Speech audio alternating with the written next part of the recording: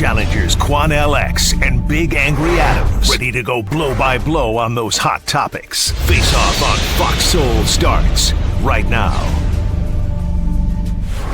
Already stated, we encourage each and every one of you to remain resilient. We cannot allow this type of behavior to be rewarded, because so long as they know that they can win, even if it means cheating, then they will continue to do it. So I am asking you, I am begging you to make sure that you go ahead and figure out where it is that you are supposed to vote, stand in line, wait in line. In this round, here's Charles Big Angry Adams. All right, Quanell, that was a clip last night from MSN Now, or MS Now, featuring Jasmine Crockett during her press conference far prior to her concession that her opponent in the Texas Democratic primary for the U.S. Senate seat currently occupied by John Cornyn. She was taking the position that it involved some trickery and election cheating by the Republicans, who were obviously not involved in that election, but of course control how elections are run here in the state of Texas on the state level, and implement rules that then on the local level are have to be adhered to by Democrats. She's referring to problems in Dallas County that they had at the polls downstream from some Republican, on the left you'd call it maneuvering, on the right it'd be called election integrity, I guess, that required people to vote at specific polls. Dallas's own election site, run by Democrats, crashed. So there was a lot of confusion, people going to the wrong polls, and they sought some judicial, very long lines, judicial intervention, and a district court judge said, yeah, keep just the Democrat polls open for this extended time.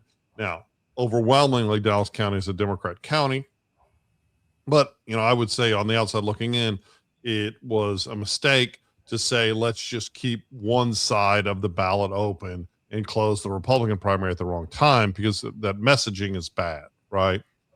But at the end of the day, and I like that Jasmine Crockett that we were hearing. It was the, intelligent attorney who is the actual Jasmine Crockett. I get frustrated with the code switching, which she blames on white people, but truly is just her pandering, and the ethno-narcissism, which, obviously didn't carry the day.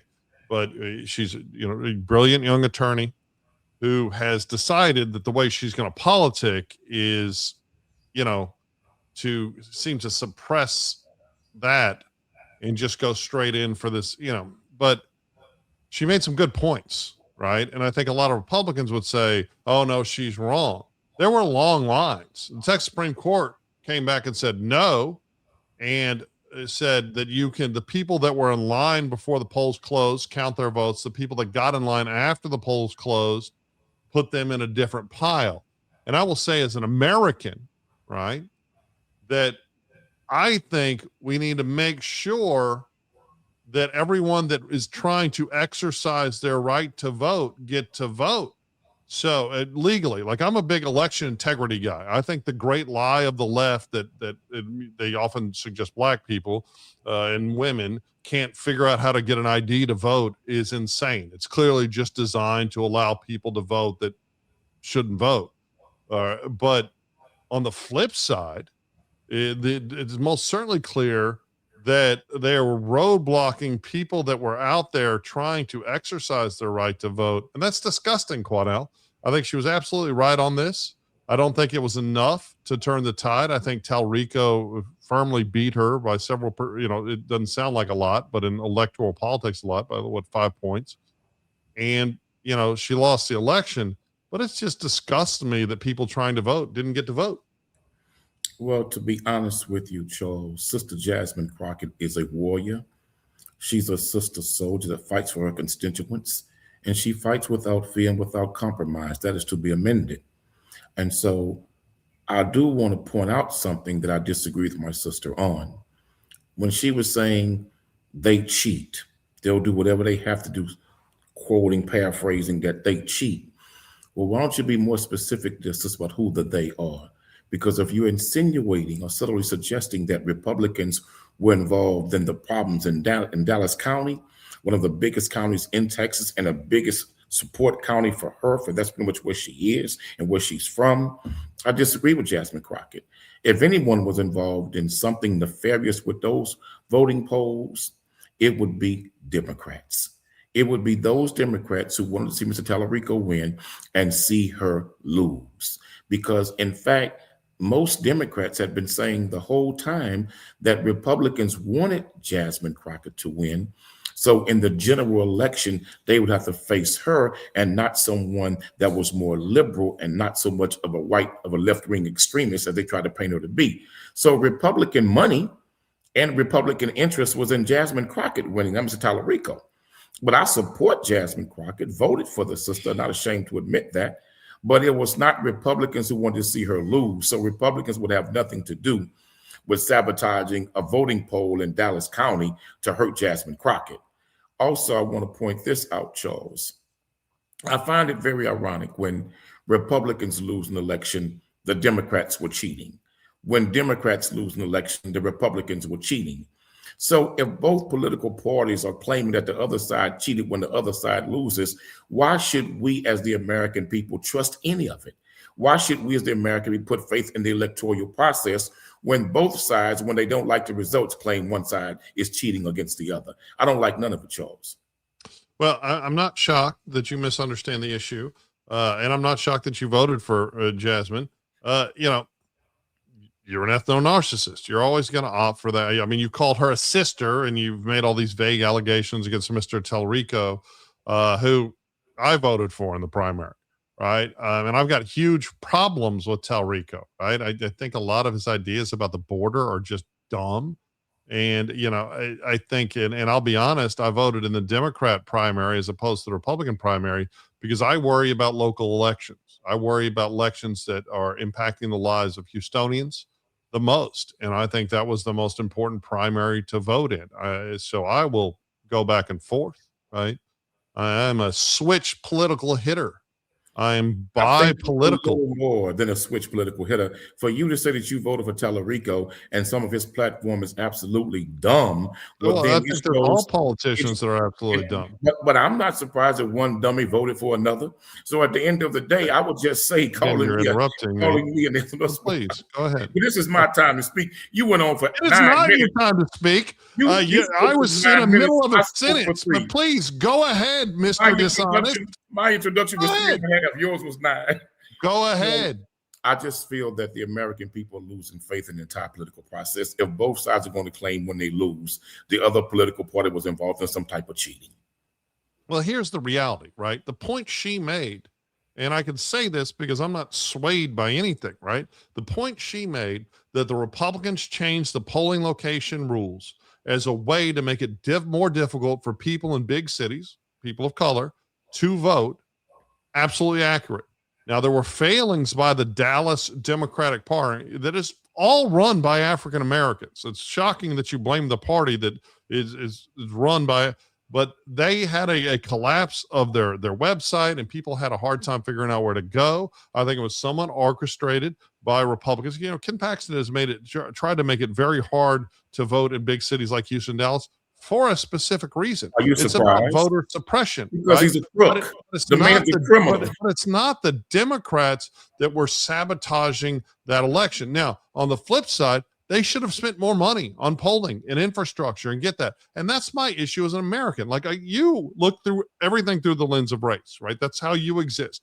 I look through everything through the lens of the American Constitution and what is best for all Americans. And every American that's putting the effort to go to the polls should get an absolute chance to vote. And the Texas Supreme Court failed those Texans last night, and they failed Jasmine Crockett. Not enough, I think, for her to win, but they failed her. Let me say and this. She is right for saying it. But I don't believe she believes that they failed her in enough to where it affected the outcome of the race, because if she did, she would not have conceded and threw her support behind Talarico. So even she knows the disruption was not to a degree to where it cost her the election. But I commend her for doing something that Donald Trump would not do. She quickly conceded that she lost, even though there was some obvious political disruptions. And then she threw her support behind the candidate to lead the party forward. I support that and I applaud her for that. But Charles, I think a shock and awe is coming to Texas.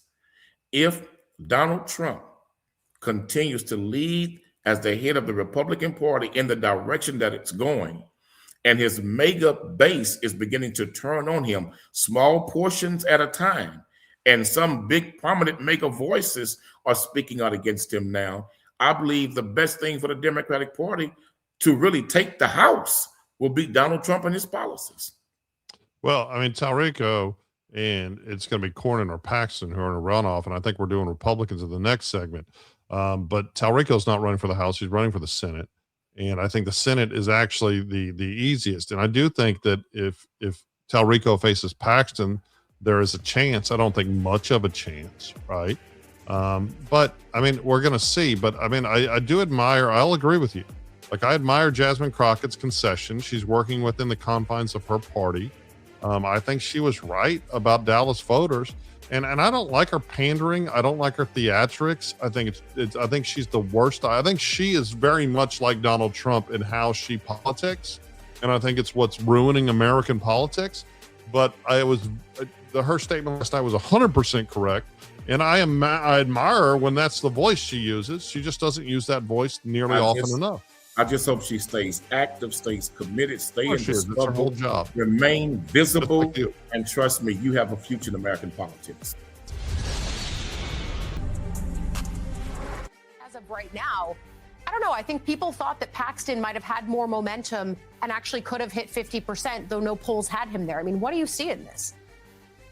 Well, I think what we're seeing here is, the continued value of campaign money to bolstering a candidate. I mean, you had about $70 million roughly of advertising and other campaign spending on behalf of John Cornyn versus a small fraction of that for Ken Paxton. And that seems to have really paid off for the allies of Cornyn that really wanted to support his candidacy and prevent Ken Paxton from walking into the Senate. But the fact that with all that spending, John Cornyn only got to about 42 or so % in this first round, it's not that encouraging for the incumbent senator, because you have more than a majority of primary voters here in Texas voting for somebody else. And you heard that from a lot of folks here in the state that John Cornyn's been in office for 4 terms here, and it's time to move on. And I think while he is in the lead here, he's not leading by much. And he's going to have to go back and convince those voters that didn't vote for him, that voted for either Ken Paxton or Wesley Hunt in a runoff, that that they should support him now. And I think that's going to be a tough case for him to make.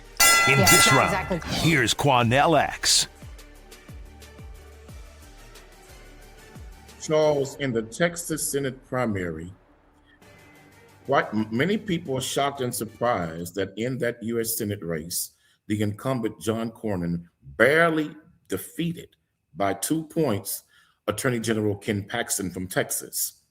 And in that same race was an African-American gentleman, a Republican conservative, Wesley Hunt, who was also running and vying for that U.S. Senate seat, challenging the incumbent Cornyn. And I'm not surprised at all, because I've seen in the last few months a lot of Republicans saying things about Senator Cornyn that was very unflattering. Many were disgruntled with him and disappointed in his performance in the U.S. Senate. Some even felt that he went against Donald Trump in several different ways. But of course, the Cornyn campaign that he had a 99% voting support record along with Donald Trump, and backing up all the things that Donald Trump wanted to do in this nation for us getting policy passed through the Senate. But Ken Paxton, with all of his baggage, and a tremendous amount of baggage, federal indictments, criminal charges, divorces, and where the wife is saying very nasty things about the attorney general, for him to come as close that he did with all of that baggage to beating Cornyn, I believe that in this runoff, I believe Paxton may beat him. If Wesley Hunt, for some reason, I don't know what he will do, If he throws his support behind Paxton, I believe it will assure victory that Cornyn will lose, but maybe Mr. Hunt will support the incumbent U.S. Senator.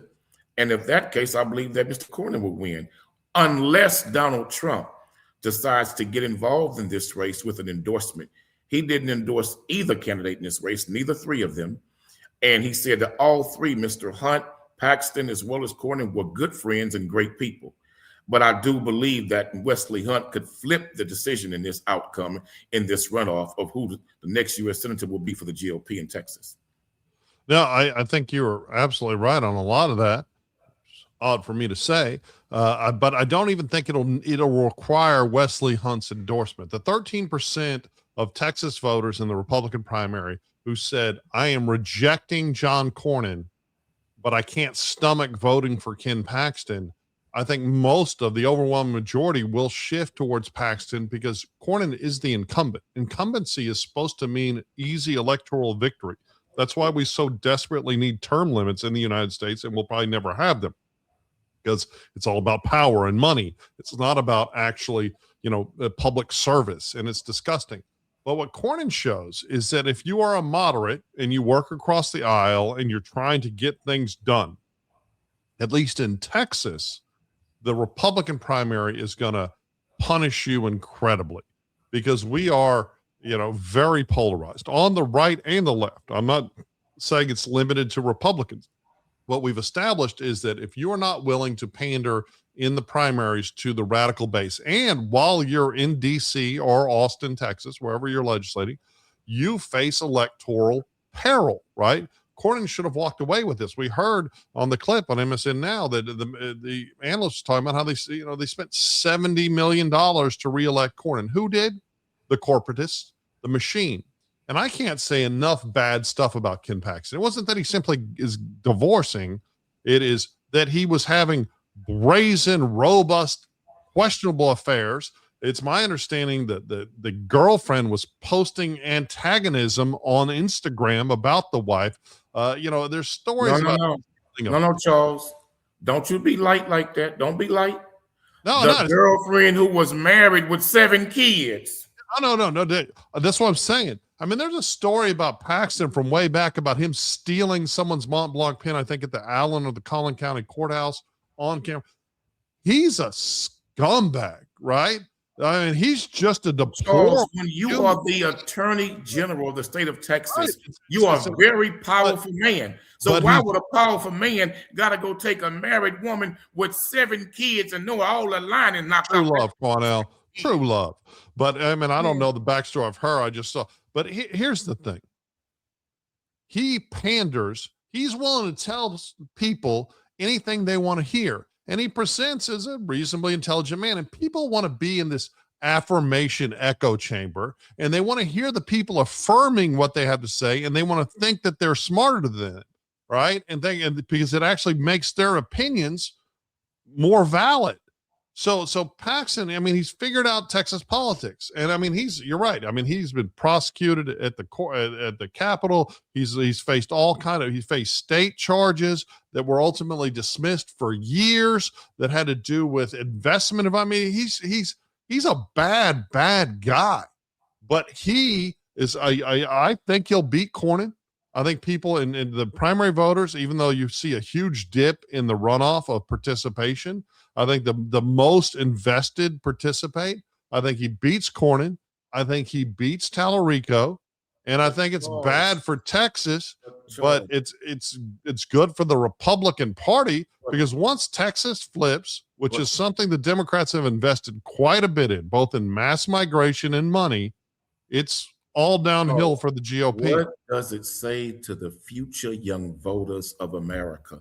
What does it say to the young people in junior high and high school and in college who soon will be voting, who are just getting their right to vote, and some of them will be eligible to vote when the general election comes? What does it say to them when a man like Ken Paxton, with all of that garbage surrounding his name, could possibly become the Republican nominee for the U.S. Senate in Texas over a man with zero baggage like that, all because he appears to be somewhat moderate in trying to get things done for Texans. What does it say to our young people about the state of politics in America? Well, I mean, look, you look at it through the lens of Cornyn, right? You know, Cornyn on the Texas Supreme Court, a lifelong of hard work and diligence. And I disagree with a lot of his rulings. I disagree with Cornyn as a senator. There are things I don't like about Cornyn, but he has always been very Texas first centric. He's about achieving legislative goals, not just about lip service. And he is facing a runoff that he will likely lose despite all this because he doesn't pander enough to people. And this is this post social media. I mean, social media age, not post. We're still mired hip deep in it, where people just want to hear what they want to hear. And they want to hear, and this is Republicans and Democrats. They want to hear what they believe. They don't want to be educated. They don't want to think about other people's perspectives. And I'm not talking about everyone, but I'm talking about the majority of voters, right? Like, you get away with the BS that you sell by just selling it. And listen, I mean, I love when we're criticizing it because this is exactly what you do. But I think you're missing my point. The point I'm trying to make is I didn't get a point from you. Party holds itself out to be the party of church, the party of God, the party of family, which Paxton has made a mockery of all of that, then some. The Republican Party holds itself out to be the moral compass of the political party in America. What does it say to our young people when a man like Ken Paxton, who takes all of those quote-unquote values that they quote-unquote stand for, and he's a crook. Ken Paxton is a crook and a derelict and a horrible, horrible person. And if he ends up being our senator, it's a sad day for Texas.